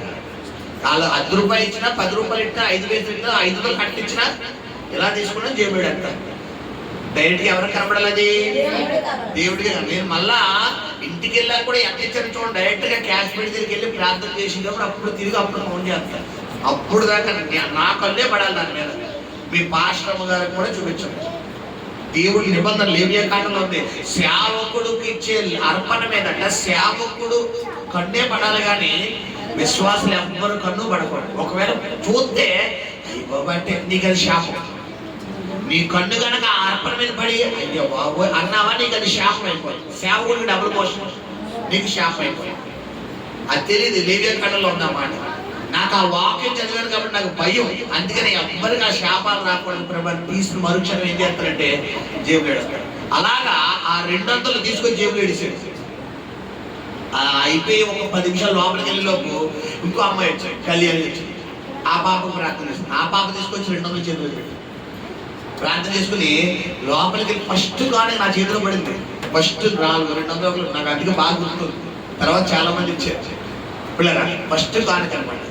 తీసుకొచ్చి చేతిలో పట్టుకోండి. నాకు ప్రభు అంటాడు, అభిషేక్ ఇలాగ అభిషేక్ నీ చేతిలో పెట్టిన కానుక ఒకసారి చూడంటున్నాడు. ఏంటి ప్రభు అంటే, ఒకసారి చూడంటే ఎంత ఇచ్చింది నీకు అనగా, నేను డ్యూటీకి వెళ్ళి వస్తే 11:30కి 400 శుభ్రంగా ముళ్ళంతా నలిగిపోతే అప్పుడు వచ్చి స్నానం చేసి 12:30 ప్రార్థన చేసి అప్పుడు భోజనం చేసి అప్పుడు పడుకునేవాడు. 8:30కి 400 వచ్చేసింది అంటే చెప్పాలి శబ్దంగా స్తోత్రం. 8:30కి వచ్చేసి 9 గంటలకు భోజనం పోయింది. నేను సేవ అంటే మామూలు సుఖం కాదు. అందుకే ఒళ్ళు వచ్చేసింది నాకు, పంట కూడా వచ్చేసింది. నాకు బిర్యానీ అంటే చాలా ఇష్టం. ఇప్పుడు వద్దంటే బిర్యానీ. సేవలోకి రాకముందు విశ్వాసంగా ఉన్నప్పుడు ఒక బిర్యానీ తెచ్చుకోవడం కోసం ఎంతో ఆలోచించు. నీ 100 రూపాయలు ఉంటే నీ పొద్దున కూరగాయలు కొత్తాయి కదా, కిరాణాలు కొత్తాయి కదా అని. నాకు పండగ అన్నమాట. బిర్యానీ అమ్మ బిర్యానీ ఉంది, బిర్యానీ తిన్నాం, బిర్యానీ ఎంత తిన్నా మరి ఏంటో నాకు ఇష్టం పోదు. ఇప్పుడు వద్దంటే బిర్యానీ. వారం 4 కోటల్లో కన్ఫర్మ్ ఏముంటది? బిర్యానీ. దేవుడు గొప్పవాడు, చాలా గొప్పవాడు. హల్లెలూయా. ఒకటే, ఆయనకి ఎవరిష్టం? లోబడేవాళ్ళు ఇష్టం. ఈరోజు నువ్వు లోబడ్డావా, నీవు కూడా ఒక అభిషేక సాక్ష్యం చెప్పబోతున్నావు. హల్లెలూయా. గమనించండి, ఆ కుమార్తె ఆయన వస్త్రపు చెంగును ముట్టిన చాలును బాగుపడనుకున్నాను. అంటే ఈమె ఆలోచన ఎలా ఉందంటే, యేసు ప్రభు వారు ముట్టాలి, యేసు ప్రభు వారు ప్రార్థన చేయాలి, యేసు ప్రభు వారు తాకాలి, యేసు ప్రభు వారు గద్దించాలి, యేసు ప్రభు వారు తైలం. ఎంత భారతం రాసిందా? ఏమనుకుంది ఈ అమ్మాయి? ఆయన అంగీ ముట్టుకుంటే చాలు.